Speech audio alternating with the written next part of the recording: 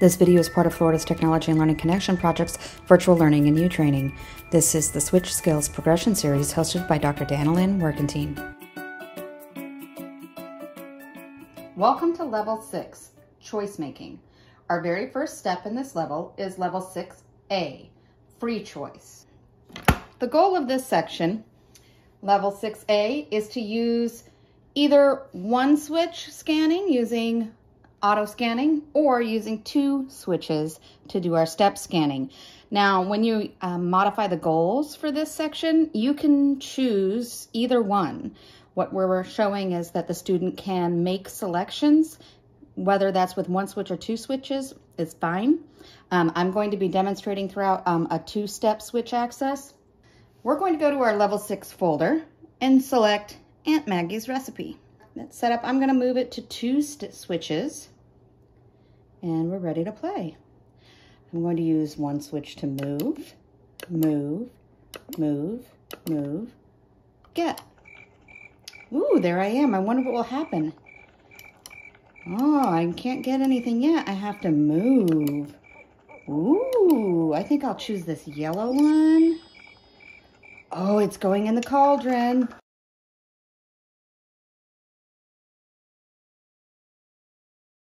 Ooh, a cup. What will happen? Oh boy, a magic spell.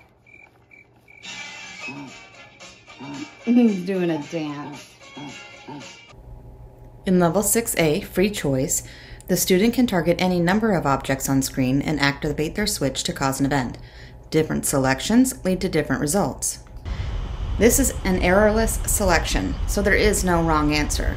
In this level, we provided more choices that can be selected, and we want our student to notice the differences that come with those various choices. Whereas in Level 4, we focused on the skills for auto scanning.